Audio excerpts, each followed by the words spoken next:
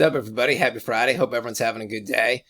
Very little going on in the markets today, so this is going to be a very short episode. Don't forget to like and subscribe button. Follow me on Twitter at bencryptoshow. Let's begin. So price action is holding up pretty good. 24,100 for Bitcoin, 17,300 for Ethereum. Start of the week, prices were at around 21,000 for BTC. Then there was no decrease after the interest rate announcement, and prices actually shot up to 24,000, and that's where they're holding steady right now. So this is good. Last week at this time, prices got up to 24K on Thursday. Then they went down slightly over the weekend to like 21.5 or so. Right now, we're not seeing that dip at all. We still have Saturday and Sunday left. But the corresponding dip late Thursday into Friday has not happened. So prices are holding up much better than last week.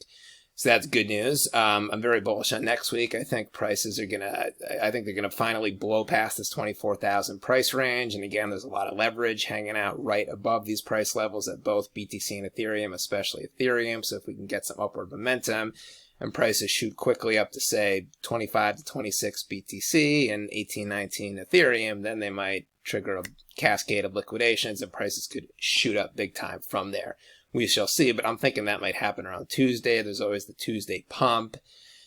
And then a lot of altcoin teams, so they sort of held back their announcements this past week since it was the big interest rate week. People didn't want to announce partnerships or stuff like that. So it's kind of dead weeks around these macro events. So I'm expecting increased activity next week, especially on the altcoin front. A lot of big announcements. That's going to trigger prices to go up more.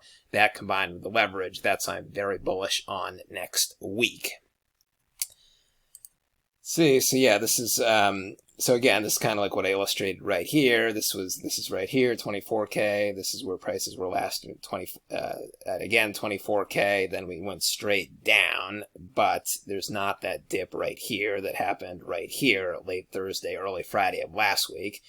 So the weekend price action is going to be key. If it only goes, I'm predicting it'll only go down to maybe 23,000 this weekend, like to this level right here. And if that's the case, then we have sustained definitely enough sort of momentum at these resistance levels to use the Tuesday pump to plow forward. But right now, the charts are looking very good going into the weekend and going into next week. And then what else is going on here? So yeah, and then Twitter. So, as I said, a lot of technical analysts were not quite right on the interest rates announcement and their price predictions. So, I mean, Twitter's great. It's fun. It's great to make friends. It's great to just kind of mess around on there.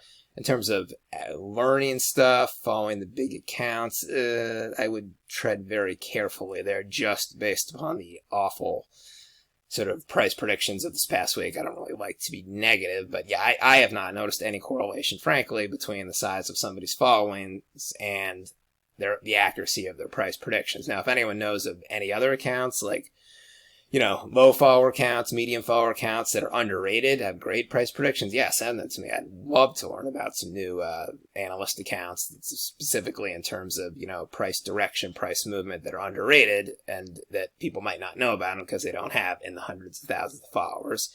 It's kind of tough to find those accounts because, they're not getting too much traction. But yeah, send those my way if you have any underrated analysts with low to medium-sized following account, or even if there's anyone with a high following count who is still pretty good, that could happen too. Send me them. But I definitely want to increase my followers of respected analysts, let's just say. Moving on. Andreessen Horowitz, this was pretty much the only news of the day, leading a $50 million seed round for Gary Vaynerchuk's NFT project. VeeFriends will use the investment to further build out the NFT character's intellectual property rights.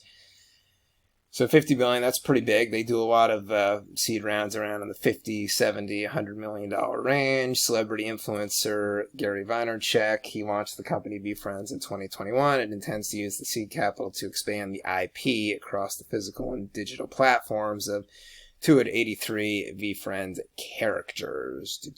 So this is good. So they kind of held off this funding announcement for 2 days after the interest rate announcement as opposed to next week. But you can kind of see what I'm saying. If this is the only investment announcement of the week, it just goes to show teams do hold off on these announcements, and next week is going to be rife with activity. So that's looking good.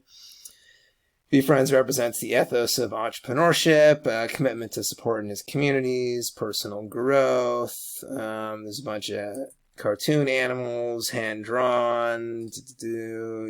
Each token grants admission to the VCon conference, the first of which takes place in May in Minneapolis. The tokens are characterized into 3 tiers, and rarity is broken down by background and level of access to VCon and Gary Vaynerchuk. So it's like NFTs, there's conferences involved here, there's tokens involved here, so it looks like kind of a funky, unique project. Check it out. He said that the VeeFriends has already amassed over 200,000 ETH in primary and secondary sales, and it's a relatively short lifetime span. And it's been in the top 30 collections with the most trading volume of all time in OpenSea. So this project has a lot of credibility. The numbers, the stats are there. That's the kind of stuff I look for. Sectors today, again, kind of flat day in the markets. Yield aggregators, a big 12% over the 24-hour period. It's kind of cool. So DeFi, was sort of making a comeback, and yield aggregator, that could also be sort of trading type coins, coins that have bots that outperform the market, stuff like that. It's big. And then OEC ecosystem up 14%. I'm not sure what that is. But other than that, all the markets, all the altcoins, all the sectors kind of flat today, as expected on Friday. That's it for today. I'll be back on Monday with a new episode. No episodes on Saturday and Sunday as usual. Don't forget to follow me on Twitter at bencryptoshow. See you on Monday. Until then, this is Ben signing out. Later.